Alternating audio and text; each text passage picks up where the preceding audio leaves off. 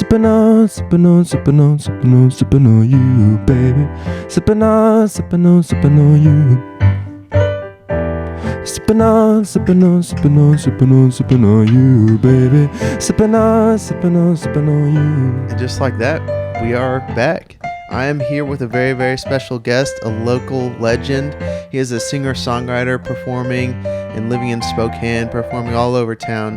He has a new single out now on all platforms called Sippin On You. Go check it out now. He has an album release party and a show at Luck You Lounge May 27th. So we're here to talk all the ins and outs, what's going into the new album, what to expect, why you guys should go watch the show. And without any further ado, we have Shawn Stratte.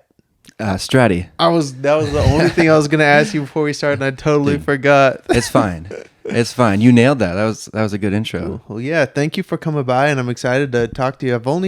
I've ran into you a bunch, and obviously seen you at piano bar all the time, performing, bringing the house down. But sitting down and talk to you is gonna be nice. Yeah. Let's get into it. Yeah. Let's So get deep. let's go all the way back. How did you start with music? Oh, how did I start? Well, it's always been a family thing, really. So like, my aunt would come over when I was a kid, and she was a piano teacher, so she would come over and teach us lessons, all the kids. I come from a big family, of 6 people, 6 children, you know. Mm-hmm. So we would all just like switch off lessons, and for some reason, piano just like really clicked for me when she taught me back when I was like 4 or 5. 4 or 5. Uh-huh. Can you still kind of remember those days when you first experienced music from your own hands? Yeah, I have like little memories from it. Yeah, just like really enjoying it, and like there's something about the piano that really just excites my brain. And now I did see something, or I saw one of your songs. You did all the instruments on it, and even trumpet. How many instruments can you play, and is piano your favorite? You know, I think it kind of depends on my mood. I think actually guitar is my favorite, just because you can feel the strings on your fingers and you can do bends and stuff. But piano is probably the ones I'm best at, and I feel the most comfortable performing. But as far as how many instruments, maybe 10. Yeah, Dang. yeah, dude. I got like some brass instruments. Yeah, guitar. I play little drums, keyboards. I play organ at church. Hey. Yeah, man, I do a lot. So where did that go? So from being 4 years old and learning what music is and how to create stuff, like I personally started playing the clarinet in 5th grade because there was a cute girl I had a crush on, and it was the assembly to like, hey, we have music at the school. You can either go to like or strings, or you can go to band. Mm-hmm. And I saw her go to one of the groups, but I didn't know if it was strings or if it was bands, and I just took a guess and hoping that she was in the band, but no, she went to strings. I should have been a violin player. Yeah, but but I picked up the clarinet instead. Yeah, you know, music is a really good way to meet people. I found that, and like, meet girls especially. Like when I was young too, I was like shy to talk to girls, but music always like gave me more confidence. I'd be like, hey, look at this beautiful song I can play. You know, maybe you'll like me now. Did that were you shy as a kid growing up? Because a lot of kids, like especially when it comes to girls, you don't even know how to say like hi and stuff like that. So was music, do you remember an early age where you could use that as your way in? Yeah, man. I was for sure shy. Even now a little bit, I'm a little shy. But like, yeah, something about music, it just makes me feel so comfortable. And like, I actually remember when I was a kid, when I was like probably 10, I used to like, I was very shy. Like I used to brag about how I never talked to any girls. That was like a thing I brag about. Like I've never, only girl I've talked to is my mom and my sister. That's it. I don't know. But yeah, I was kind of the guy who like looked at a pretty girl and be like, from afar, like I wish I could talk to her. The things I would say to you. Yeah, man. So when did it start? When did you write your first song? I wrote the first song that I liked in probably 2019, so 4 years ago. Yeah, pretty recently. Mm-hmm. Now, how did that come about? Were you just jotting some notes on a piece of paper and you're like, oh, this could be something? Or did he sit down with the intent of creating a good song? Or how'd that come about? Yeah, I've been writing songs for a few years before that, just like trying to figure it out. about 5 years ago, I started actually doing music professionally, and so that's what brought along the songwriting, because I just wanted to like be a more full musician, not just do covers, which covers are cool too, but it's also it's cool to do your original songs, and so I started trying to learn how to do that, and yeah, about 4 years ago, I wrote the first song that I liked. Before that, it was just I probably wrote 10 or 15 songs that I did not like. Yeah, I would listen back to and just like, oh, it's corny, cliche. Yeah, exactly. Yeah, exactly. Describe, like, in your experience, what it feels like to create your own song. So starting from a memory in your head to writing down the lyrics to building the music around it to actually recording it and then listening to it. What's that whole process like, and what does it mean to you to make a song that you actually like, and a whole album that you like and want to put out to the world? It's long. It's kind of excruciating at times, honestly. But once you're done, that's the feeling that I love. Once you're done with the song and you can listen back to it and be like, yeah, that's something that I can like share and be like, yeah, please listen to that because I'm proud of that. That's what feels good. But especially the lyrics, I spend a lot of time thinking about lyrics. And if you look at my phone notes, you can see like almost like on my new song, Sippin On You, probably every line, there are like 4 different variations of it or maybe more. I'm just like, oh, no, I don't think that word really fits, or I need to change that, or like I'll like it one day and then listen to it the next day and like want to change it, So it's a long process, but it feels really good once you're done. How much time and effort went into this latest album? Oh, a lot of time. The first song on this latest album I wrote as I think it's called "If You Got Money." I think that's the first song I wrote, and that was probably 2 years ago that I wrote that. Yeah, so it's a process. 2 years going into a full album.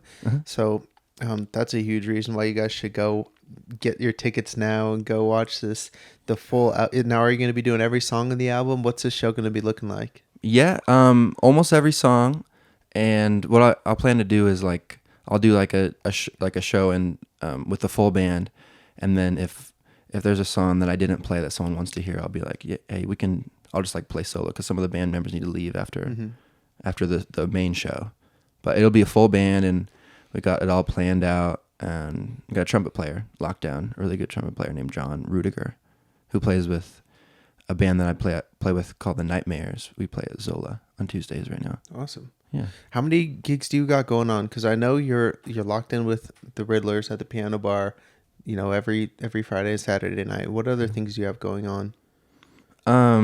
Yeah, well, I do lots of other random gigs. Like tomorrow, I'm playing I think it's the lobby of the Fox Theater. It's actually for like a politician. It's like for her it's like a party for her, like the start of her campaign. Wow. So that'll be fun. So just random stuff like that. Then I play at Zola on Tuesdays. Once a month, I play at a church in Tri-Cities, actually. They pay me to drive down there, and I actually kind of find it fun. Like it's kind of like a good reset to like wake up really early in the morning. Because besides that, I never wake up early in the morning because I'll be going to bed at 3 or 4 maybe, and so yeah, just like random gigs like that. So take me back from learning the piano to developing your skills to kind of becoming fluent with the piano. And I don't know if you did like high school band, middle school band, stuff like that, from taking those traditional ways of music and learning to understanding that you wanted to do this for the rest of your life, and understanding that there could be a career and money and joy and creating your own stuff, like a new album, another album, more songs all for your own. When was it where you had that mentality shift from like just learning and loving it to being like, oh, whoa, I could do this with my whole life? Yeah, that shift happened. Yeah, about 5 years ago. I was actually, when I went to college, I was studying math. And I didn't get an internship one summer, and so I was trying to figure out what else to do. I'd always like had in the back of my mind, maybe I could play on a cruise ship because I've heard that sounds like a fun job. And so I was trying to get my demo reel, which is like just like a video, like a bunch of videos of me playing at different places, so I could send to the cruise ships. and I ended up at the piano bar, and then that's where I met Chaz and Steve, and they're like, "Hey, you should play here, man." And so that's how it started out, and I kind of just fell into it. It was not the plan to, you know, make money. That's like that's my only income is with music. Nice. That was not the plan, but that's how I fell into it. Nice. I feel like oftentimes that's the best way for things to happen is you don't even know it's an option completely by chance. You happen to shake the right hand or be at the right place, and it's the perfect opportunity. Yeah. And hey, speaking of being nervous, I was very nervous when I was playing at the piano bar. I don't know what it is. I was doing open mics, and like, dude, that's pretty nerve wracking. I don't know. I just like. Do you still get nervous for shows and for just any time you perform? I haven't gotten nervous in a while, which that feels really good to just like get past the nerves and feel free up on stage. Yeah. That's where you can really connect with people, I think. Once you've let go and opened yourself up completely. Yeah, exactly. How long did it take to get there? A couple months. I think if like with the piano bar, since I played there every weekend, like that pretty soon, like within a couple months, I started feeling more comfortable, more and more comfortable. Do you have any shows that stand out first of like best memories, most memorable, crazy stories? What's like the most memorable show that you've played so far? You know, it's probably, I did a show last September. That was my first like headlining show. I played at Lucky You. That was like a standout moment for sure. Because like we had an opener, we had the full band playing my original songs, and people in the audience like had actually listened to the songs and they were singing along. And so that was really exciting. I think you were taking pictures, right, at the the Knitting Factory. Yeah. We did a piano bar show there at the Knitting Factory. That's a standout one, just because I've always wanted to play at the Knitting Factory. That one was crazy. It was packed out too. There were a hell of a lot of people. Dude, that's fun. Just like all those. That's like one of the main reasons why I love music, is because it brings people together, and like just looking at all the people on the dance floor having so much fun. So much fun. Like, yeah, man. That's like, there's nothing better than that. Yeah, nothing really in life gives you that chance to truly unwind and be with everybody that's doing the same thing besides music. You know, especially if a song comes on that everybody knows, that everybody loves, that reminds them of, you know, everybody's got their own memories attached to it and feelings attached to every song, but now everybody has a chance to dance and like show how it feels and be with other people that are happy and dancing and singing around. Yeah, man. Especially Taylor Swift. There's something about Taylor Swift songs, man. Like, what was it? You Belong With Me. That one's so hard. Everybody can connect. Yeah, man. Just everyone jumping up and down. Do you have, what's your favorite song to listen to, and what's your favorite song to play for people? Oh, let me think. So I was just on vacation recently, and I wasn't even trying to, like, it was a mistake, but I ended up at this concert, this like classical pianist concert. He's like this Italian guy. I think his name is Ludovico Iunati. There's a song that he played. It's called Atoms. And like, it's just so beautiful. And like the recording on, if it's like on Spotify, that's beautiful. But like just like the live version that I saw there was like amazing. So that was like, that's the most recent song that I've heard. That's really inspiring. My favorite song to play, probably depends on the crowd, the audience. You know, I'm like totally a people pleaser. That's what gives me joy. Just feeding off that energy. Yeah, man. And like, if I think a song is boring, I can just like jazz it up if I need to, or like play some different chords. Like if I play the song too many times, I can just, go like take it where I want it to go, and so that'll keep me excited. And then watching everyone else love the song, that's exciting as well. Like, this sounds different than last time. Hell yeah. Yeah. That's cool. Do you have any standout song, or what's your favorite part of this new album that you have coming out? Was there like a piece that finally fit into place when you were writing a song lyric wise, that you were missing the perfect end to a chorus and you found it and like perfect, there it is? Or was there a perfect riff on the guitar that you played and you're like, oh, this is like, just this little guitar solo right here is perfect? What's your favorite small piece that you can think about from your new album? So there are two, and they're very different. One is on a song called Let Me Love You, and there's this interlude part after the chorus that I remember when I figured out like the certain notes to play on it, that just felt really nice. It kind of just like feels so free and just like, ah. So yeah, that's on Let Me Love You. It's like a mix between, I'm playing a synthesizer on it and like working the pitch wheel, and then also playing the guitar on top of it. It's like synthesizer and guitar at the same time. Cool. So that I'm really proud of that. And then also there's a more, I don't want to say sad. It is sad, but sometimes like people, if they hear sad, they don't want to like, oh, sad. But like, it's more like contemplative or like, emotional maybe song. It's called Ever Again, and I put in some sound effects. I've never really like messed around with putting sound effects in songs before, so that's kind of exciting for me too. It's kind of unlocking a new chapter and finding something else that works. Add something else to the tool belt. Cool, I like that, and I can't wait to listen to the album and find those parts that you're talking about. I'm like, he was right. That was sick. I hope so. That was rad. Yeah, I hope you like it.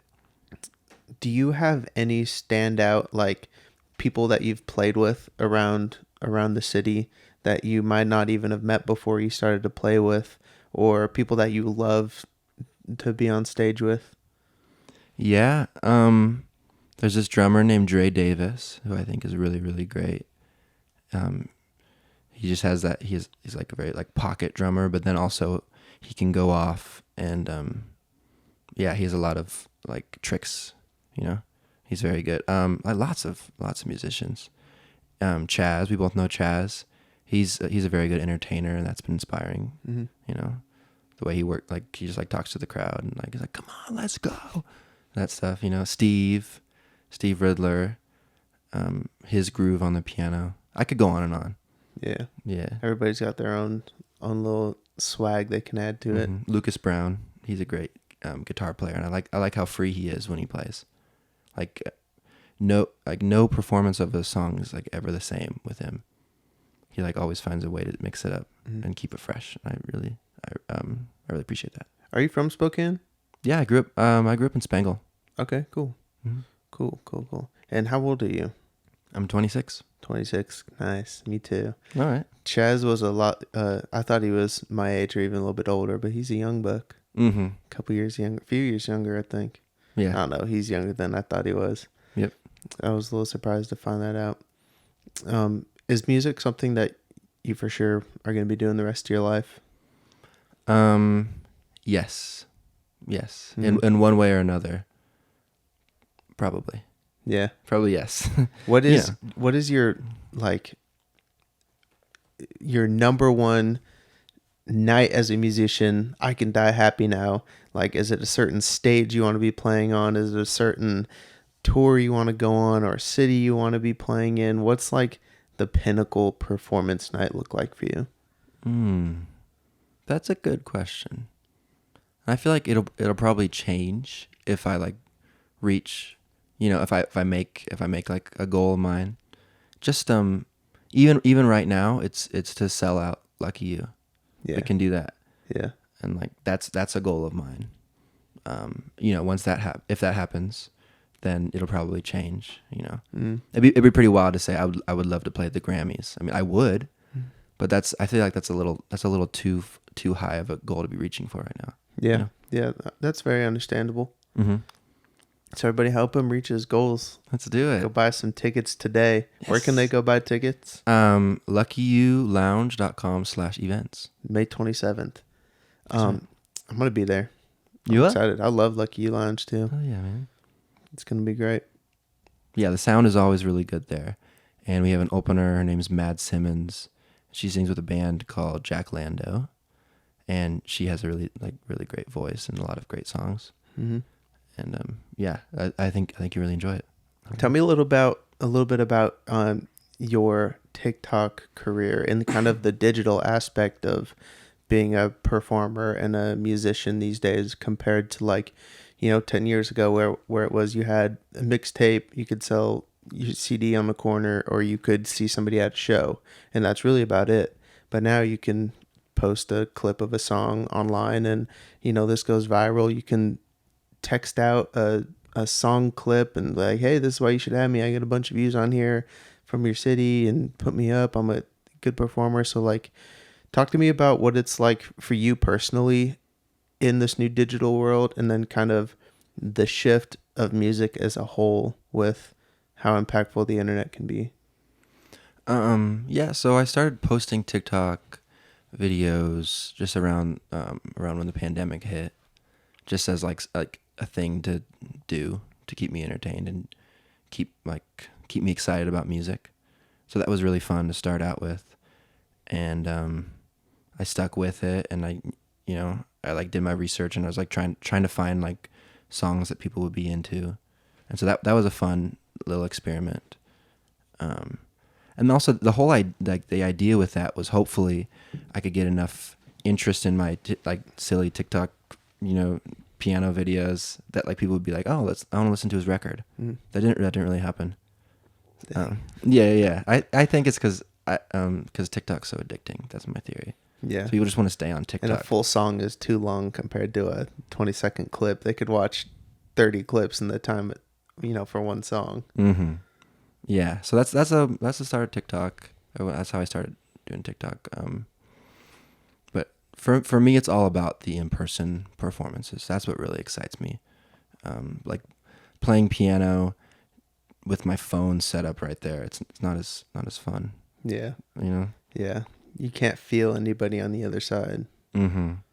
Yeah. And then like, I don't know, I take things personally, or just like, I let things bother me that probably I shouldn't, so like if I posted a video and I thought it should have got like a certain amount of views and it didn't, then I'm like, then I'm like not feeling good for the whole rest of the day. Oh man, I feel that so hard. Yeah, man. And like, I think TikTok, like they lean into that, and they want to addict. I heard someone say this. They want to addict people who watch TikTok videos and also people who create TikTok videos. They just want to get everybody. Yeah. In there, and it was working for me, so that's why I stopped doing it. Oh yeah. Yeah. Dang. Yeah, I feel it, man. Especially when you do sit down and be like, I'm gonna create this video, and it should do so well because I'm putting so much time and effort and thought and love into this, and then it's a fucking bust. There's nothing worse. And then like you accidentally make one that's good, and you're like, you almost get mad because it's like, this one wasn't supposed to do good. This is bullshit. Yeah. And I started doing this thing where I would just like post and not look at it, but then it would just like bother me for the rest of the day. I need to figure that one out. Just like itch at you, like, yeah, hey, yeah. Look at me. Like, I'm not like, I put my phone upside down, like I'm not looking at it, or like I'm deleting TikTok for the day. I'll download it again tomorrow or something. Yeah, that's crazy. Dang. Yeah, there's it, and you can just make so much money off of it. It is addicting to just know that it's out there. It's like an arcade game where you just drop a quarter and you could get rich. Yeah. Or you drop a quarter and you lose a quarter. It's like, well, I don't know, but there is a chance. It's like the lottery, basically. There's a chance. There's always a chance. It could be me this time. Yeah, and it feels like the developers, they knew that, and they want that, and they kind of like it. I mean, I feel like TikTok has changed all other social media platforms. Do you think that too? Yeah, because there is a lot of like, YouTube has YouTube Shorts, Instagram has Reels. You can do Reels on Facebook now, all based off of TikTok. Yeah, man. Yeah, all social media is becoming a new TikTok. Mm-hmm. So it seems like. Yeah, and it's crazy. It just reduces the attention span, and I personally think that it's very detrimental to like character and learning development and a bunch of stuff, because who's sitting down listening to like a full album and like listening to it as a story from cover to cover anymore? It's like it, and now I feel like a lot of like mainstream hip-hop artists especially are like creating songs in hopes that 15 seconds of it could be used as a TikTok. Yeah, because if you can get a viral TikTok sound that gets however many millions of different videos on this one song, you're making so much money off of that song now all of a sudden. Yeah, and it takes away from like what I love about music, which is not like finding, not making little parts of it you could like fit into a video. Mm-hmm. That's not what excites me about music. It's like the emotion or like the connection of like a full song, that's what really inspires me, and I think that's where music is most powerful. Mm-hmm. And so I don't think it's, but I mean, TikTok's for fun. I hope it's not messing with people's attention spans. It probably is, isn't it? Yeah. Like, and for like such a young artist like you, and an album is also kind of like a snapshot of your life. A decade from now, you're going to have a new album that's going to be about those years leading up to that, and you haven't lived those years yet, so you can't write about them right now. mm-hmm. Whereas you're going to look back at this album and be like, oh, I remember why I wrote this song. Like, this part of my life was great. Or I know why I wrote this song. That part fucking sucked. So especially being a musician yourself, it really is just kind of like, this is my whole entire life. Don't look at it like in a 15-second clip. Yeah. It's a whole piece of art. This is my life. Yeah. Yeah. And it's kind of like a journal, because a lot of the songs that I write are very personal, so yeah, so you're exactly right. I get to look back and like remember. It still is hard though, because I know I can't fully remember how I felt back then when I wrote those songs. And like the songs change over time, and my connection to the songs changes over time. Mm-hmm. Have you ever written a song and then afterwards I feel like everybody will always wish they would have done something a little bit different, but has there ever been like a major... I know what you mean. Like, have you got done with a song, waited a while, looked back and be like, oh dang, I wish I would have done this, but just like not something minor, but like maybe told a different story, or like you remembered the story differently. I don't know. Is there ever like a major thing where you would have been like, if I would have done this a little bit differently? Oh yeah, I'm sure. But also I like just letting it be. Yeah. Because it's like once you post it, it's like I don't want to take it off, and change it, because that's just it represents how I felt, and if I liked it back then when I was ready to release it, then like I stand by it. Yeah. Yeah, that's a great perspective. I can't see if that's a 2 or a 7. Oh yeah. Well, we're gonna take a quick break, reset this little bad boy, and we'll be right back. All right. Grab some water. Yeah, me too. Are we back? And we're back. So I did just want to touch on when I was talking about like nobody really listened. Well, a lot of people do still, but I haven't done it in a while. I just started listening, or like doing it when I'm driving, in the past like 2 or 3 weeks actually, of listening to a full album as a whole. Do you have any albums that stand out to you as like masterpieces entirely? Oh, yeah. I do this. I do the same. Like a lot of artists that I'm like mostly interested in, I'll give it a try, give the album a try. But like a lot of times, to be honest, I do kind of check out like midway through an album. Let me think. A lot of Frank Ocean albums. Like I just found out that he had like a whole album that's not even on Spotify as like his first. Have you heard of it? It's either, I don't want to get this wrong. I think it's Ultra Nostalgia. Is that right?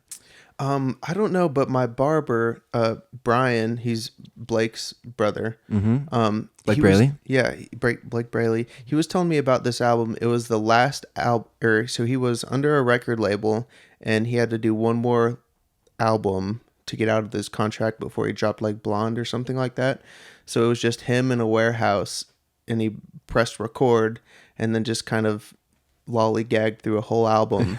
And I guess it's like super hard to find. You can't find it anywhere, or even hardly listen to it. But I don't know if it's that, but it's not that one. But I've heard of that too. Yeah, that's such a sneaky way to get out of a record contract. Yeah, I'd be upset if I was them. But also, like, he did what he got to do. Do your thing, man. Yeah, no, but it was his first. It was his first mixtape. Oh, okay. That he put out before. I think it was before he even had a record label. Dang. I think. Yeah, it just has a lot of really good songs on it. It is on Spotify, but it's like posted as one of those podcasts. Oh yeah, where it's episodes for the songs. Yeah. Uh-huh. So Sneaky. that's an album I've been enjoying. Let me think. like John Mayer albums, like Continuum, I think is a great album by John Mayer. Yeah, I have to think some more. Do you remember the first concert that you've ever been to? Yeah.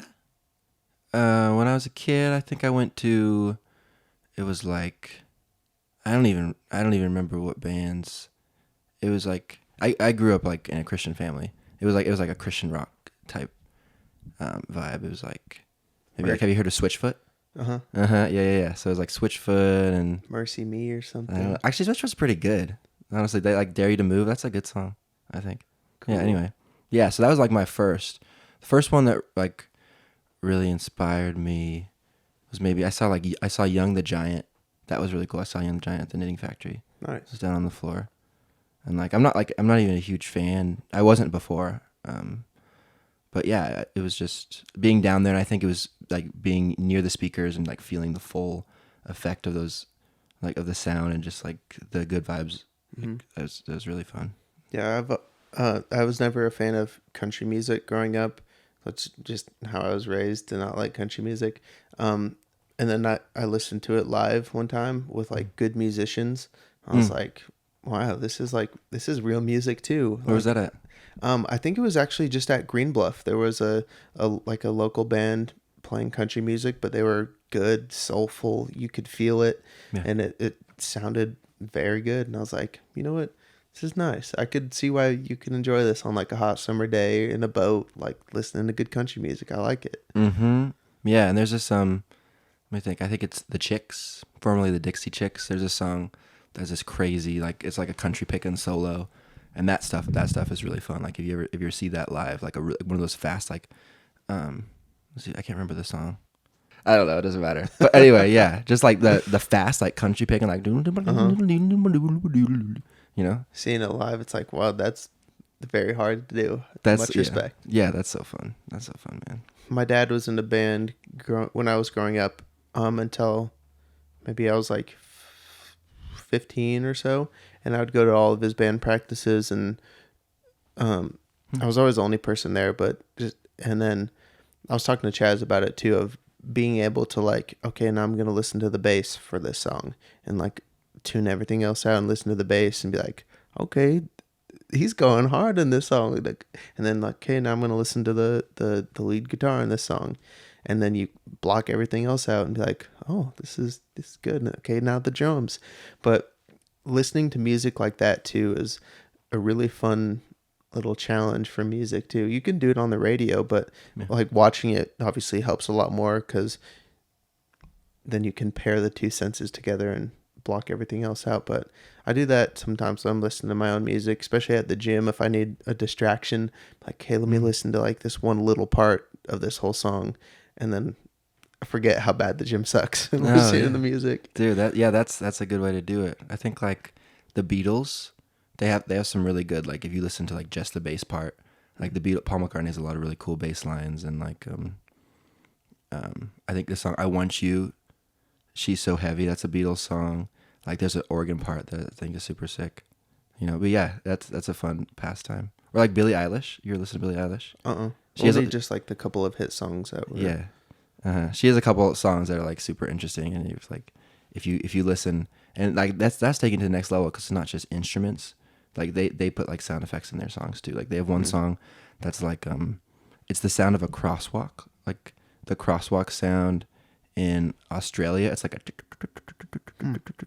they use that as like the hi-hat for the drums, which is pretty fun. Or like they put like the what's the dental tool, like the little thing. Man, I just got cavity filled this morning. So yeah. That's hitting a little too close to home for now. Oh yeah, okay. That's funny. Yeah. That's a fun pastime. Do you have, what's like the most influential music group that maybe you wanted to mold your sound around, or how you perform on stage, or just inspired you to love music?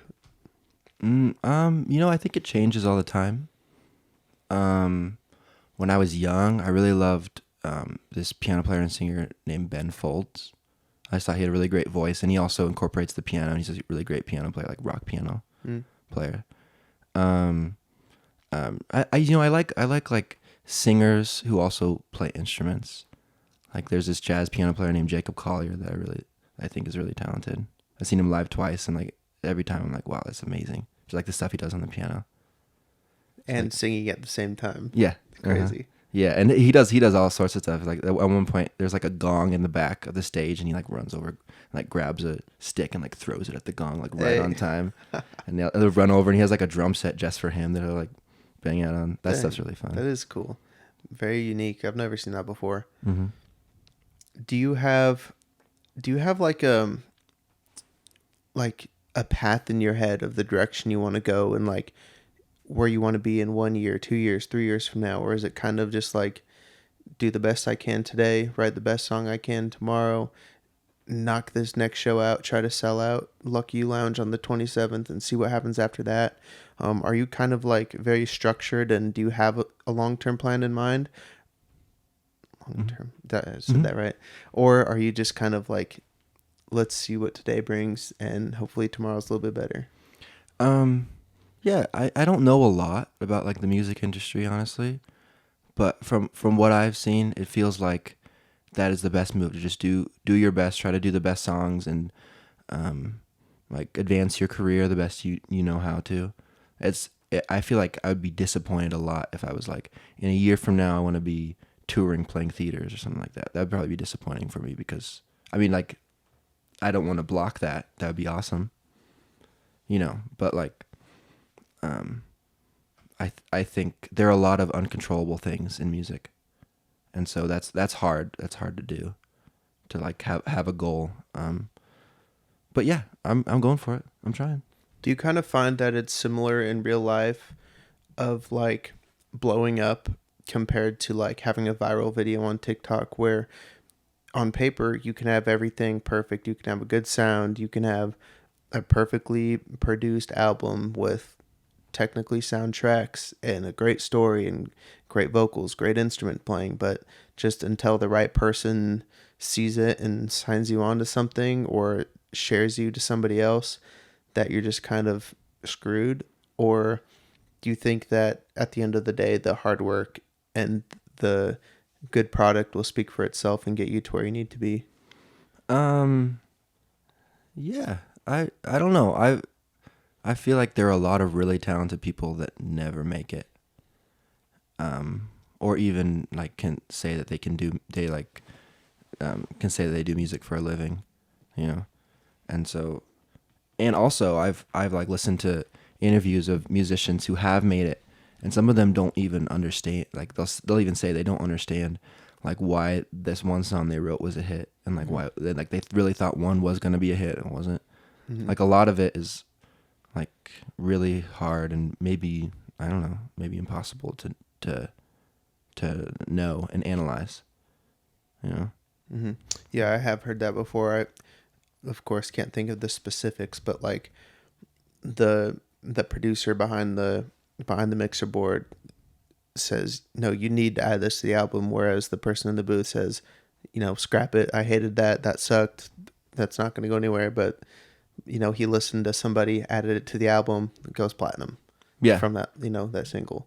Mm-hmm. It is crazy. Music is so, and what makes it so great is I could absolutely hate something that's your all-time favorite, and neither of us are wrong, and it's, with however many people are out on this planet, every song's gonna be able to find a home, and it's something that you made. That's really cool. It is cool, and I'm glad that I'm glad to just be able to say that I have these 2 albums. To be like, I'm really proud of them, and like I think I'm still improving. Like I think this new album is an improvement on my last album, and I'm excited to see what the future holds. What are some of the biggest differences from this album to the last one? That's a good question. I think I've been trying to make my songs more interesting. Like a lot of my older songs, I produced and like made like in the morning, or like when I woke up, and like in like a like a quiet atmosphere, And so what sounds really good to me in that moment won't necessarily sound really good to someone who's like trying to like party or have like a night out, you know, or like listen to music in the car or something. I don't know, you know. So I'm trying to like play the game a little bit and figure out what keeps people interested and what aspects of songs inspire people. Now, what about creatively? Was it easier now that you had a full album under your belt to like actually complete this album, or was it just as difficult, or was it just a whole new experience that you can't even really compare it? I think it's about the same. Yeah, it's the same struggle each time, trying to like figure out you know, what the lyrics should be, or like a new chord progression that interests me or like excites me, you know. I think it's the same struggle each time from what I've experienced. But there are some things that like I just know, like I think the more you write songs, the maybe the quicker you can write songs sometimes, because you kind of see the mistakes that you made when you're trying to write the last song, that you're like, okay, I made that mistake last time. This time I can adjust and you know, just skip right over that and not go into that hole of errors. Like being able to trim the fat and kind of understand the formula to a song. Yeah, but once you have a formula, then like that's, you know, I don't know, like you still want to keep it free flowing and real. You know? Not to be the same thing every time. Yeah. Yeah. Well, that's cool. Is there anything else from performing music so far that stands out, or like any other awesome stories that you have from playing? Yeah, I think some of them are so exciting that I like forget maybe. Like when I played on the cruise ship, I had some really fun performances. I would play in the piano bar on the cruise ship, but once every couple days they would put me in the auditorium. That was really fun because it was solo, just me singing it on the piano, and like when it was full, maybe 500 people. That was fun, man. And like getting them all to sing along and like clapping along and be like, "Hey, can I play one of my songs?" And they would like listen to it, and I could play like a really like a song "Don't Fall in Love." I'm proud of that one because they would like, especially like sometimes if I did it right, people like I would hear like a "aw" in the audience or something, like "oh," like that kind of thing. That kind of stuff is exciting for me, or just like, you know, just like getting people on their feet and dancing. So you did make it to the cruise ship. I did. Was that kind of one of your, when you were first starting, one of like your big goals of like, this is a big step in the right direction? How did it feel to actually be performing on there? Yeah, that was nerve-wracking because like I actually so I met the Riddlers, and then I think I played a couple nights there, and then I went directly onto the cruise because I was already I was set up for the cruise. Dang. Like they like make you sign a contract beforehand, you know, and so I was very new at it. I was like, I don't know how I'm gonna do this because it's like 3 to 4 hours a night playing for people, and like you have to be on it. Like something I learned is every song you're playing, you have to be thinking of what the next song is gonna be, or like what you're gonna say in between the song to try to get people to request stuff. Yeah. Or to try to keep people engaged and interested. That's like a whole thing. And there were sometimes some mess ups where I would try to bring them in and be like, "Hey, what do you guys want next?" And then you get like dead silence. Yeah. You know? And so like I learned sometimes you have to like set the tone for the party, and then it will come. Sometimes people are like a little reserved, you know? So I learned a lot on my first cruise. That was 5 years ago. Yeah, about to the month. Wow. 5 years ago, yeah. That's big time. Yeah, it was fun, man. We went to the Bahamas. We were like based in Baltimore. There were 7-day cruises down to the Bahamas to like 3 separate islands. That was fun. There are a lot of cons to playing on a cruise. Such as? For one, there's a speaker in your room. That's probably one of my least favorite things. And so like they'll like do announcements. It's like I don't want to hear announcements at 8 a.m. or 9 a.m. in the morning when I'm playing until late. the night before, you know? And so that was an adjustment. And like the phone was really loud, and like there's a music manager, he like call me all the time. I'm like, I'm trying to sleep, bro. Mm-hmm. Let me live. You know? And like you have to you're like part of the crew, so you have to do these like emergency drills. Yeah. So like it's not all fun, but it's not just music at that point. Yeah. I don't want to complain a lot, but the amazing part was playing for people and meeting all these new people and seeing like the beaches. Like Carnival owns an island in the Bahamas. Wow. That was fun to see. It's like their own island. Dang. Yeah. Dang. Any desire to go back on a cruise ship one day? I might. As a performer? I might, yeah. Yeah. Mm-hmm. I did one last year. So I've done 2 total. Okay. I did one 5 years ago, yeah, and one more last year. How was that one compared to your first one? That was fun also. Yeah. You had that first round under your belt. So was it a little smoother? Uh-huh.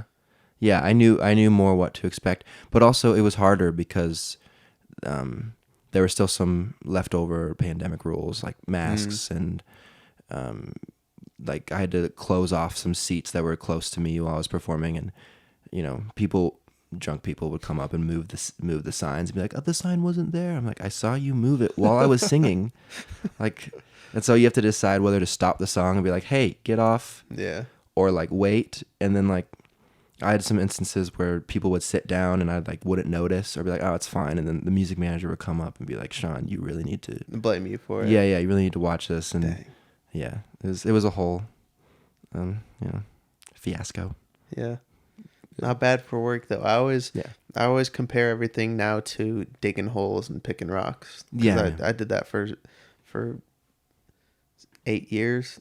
Wow. 8 years. I was spring break. Well, from junior and senior year of high school, spring break, winter break, summer break, I was working and picking rocks, digging holes. I was working for like a landscaping and irrigation company, and like one of those picks, like a miner. And it almost even worse of Pickaxe? Just like having to grab them off the dirt. We needed clean dirt for like grass and stuff. So any rock on the ground, you got to pick it up and move it, throw it in the pile. Mm-hmm. Yeah. So taking pictures, you know, a 10-hour wedding. Yeah, it's gonna suck. I'm standing all day, not talking to anybody, but sure beats digging holes. That's right. Absolutely. Yeah. And you know, every job has struggles. Yeah. But yeah, and like, so, well, from my side of things, that sounds nice because you get to be outside and you're like moving, as opposed to standing. Sometimes like, you know, like I get like back aches because I'm like sitting like this the whole time. Right, The piano bench isn't right. always the most comfortable. But I mean, I would say it probably beats that. Yeah. Yeah. Yeah, man. Well, that's great. Is there anything else that you wanted to get off your chest? We are going to end the show today. He's going to play his new single, Sippin On You, for us live. One of my favorite things of the show is when we can bring in live music, and he brought the keys. So before we get there, is there anything else you want to get out to the world? Just come to the show.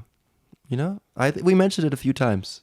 But seriously, come to the show. It's a great time. It's a great venue. It's going to be positive energy, great music, and there's no reason to miss it. Yeah, I agree. You can get your tickets at Lucky You Lounge. You can find, where can they find you on Instagram? I'm sure you're going to have links up there as well. Okay, yeah, Shawn Stratte. Shawn Stratte. Get your tickets now, May 27th. Go check out this single on Spotify. See how you like it compared to the live version. Sippin On You out now on all platforms. And I think without any further ado, we're going to jump right into it. All right. Thanks for having me. All right. Thanks, man.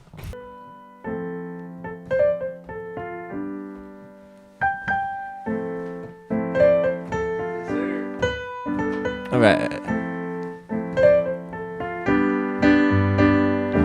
Sippin' on, sippin' on, sippin' on, sippin' on, sippin' on you, baby. Sippin' on, sippin' on, sippin' on you. Sippin' on, sippin' on, sippin' on, sippin' on, sippin' on you, baby. Sippin' on, sippin' on, sippin' on you. You know sometimes that life can feel so small. I feel like nothing matters at all. There's so many people and more coming every day. So many trying to find the right words to say, but I'm not thinking that way anymore. I've just been thinking about you. And none of the rest of my days looking for. So let me tell you what you should do. Just come over to my spot right now. I'm ready in my room. We could be right here, baby, until just about noon, and I'll be sipping on, sipping on, sipping on, sipping on, sipping on you, baby. Sipping on, sipping on, sipping on you.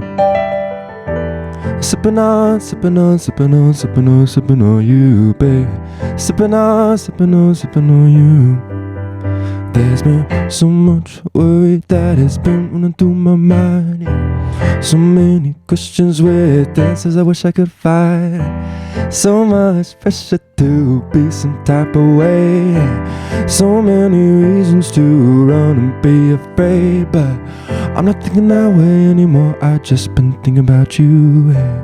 Now the rest of my days looking for. So let me tell you what you should do. Just come over to my spot right now. I got a room for two. We could be right here, baby, until just about noon, and I'll be sipping on, sipping on, sipping on, sipping on, sipping on you, baby.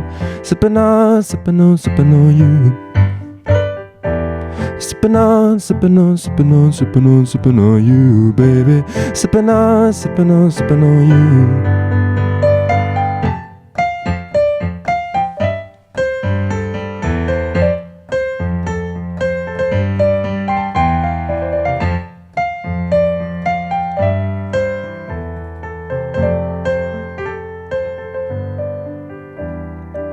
Sipping on, sipping on, sipping on, sipping on, sipping on you, baby. Sipping on, sipping on, sipping on you. Sipping on, sipping on, sipping on, sipping on, sipping on you, baby. Sipping on, sipping on, sipping on you. Sipping on, sipping on, sipping on, sipping on, sipping on you, baby. Sipping on, sipping on, sipping on you. Sipping on, sipping on, sipping on, sipping on, sipping on you, baby. Sipping on, sipping on, sipping on you. Hey. All right. Yes, sir. That's the new song right there. Where can they find it? What's it called? That's called Sippin' On You. Did I say it enough? I could have called it Sippin' On, Sippin' On, Sippin' On You as well. Let's see. Let me grab this again real quick. Those are some cool pictures, man. You took those? Yeah, I got some more over here. I just haven't hung them up yet. Nice, man. Yeah, thank you. Ladies and gentlemen. Ladies and gentlemen, a round of applause from home. That was beautiful. Thank you, man. I love this, man. Huh. I love good music. I love good people. That was really good. I was listening to some of your music before you came over, and I was thinking, like Michael Bublé was like the only thing that kept coming to my head, and that you sound very, very good, because he's like my number one as far as like good music, of like a, you know, amazing voice, good songs, good lyrics, and I just kept thinking like, dang, this kid got like some Michael Bublé vibes. That's like the real deal. Thank you, man. I love Michael Bublé. Yeah. And now I'm talking like this, trying to talk like him. Hey, I'm Michael Bublé. And also another thing I noticed is, I don't know if I've ever seen anybody in person like hit those low notes such like you do, and I think that's, well, first of all, that's really fucking hard. That I think a lot of people don't understand, and that's also a unique sound that most people don't even try to do, and very, very much appreciated from me. So that's good shit. Dude, thank you, man. That means a lot. Yeah. Thank you. And you said you're coming to the show. That makes me happy. Hell yeah. Mm-hmm. Yeah, man. We got tickets. Getting tickets. I'll get them right now after this. I didn't want to lie just now. I should have just rolled with it. Show me the receipts. Yeah. But yeah, I'm excited to see what else you got, because this is awesome. Yeah, Thank you, man. I'm like giddy right now. Dude, I love fun. Good stuff. Music is great, isn't it? Yeah. I love music. Yeah, change the dynamic, change the energy in here all the way. I'm cheesing still. All right. That was awesome. Cool, man.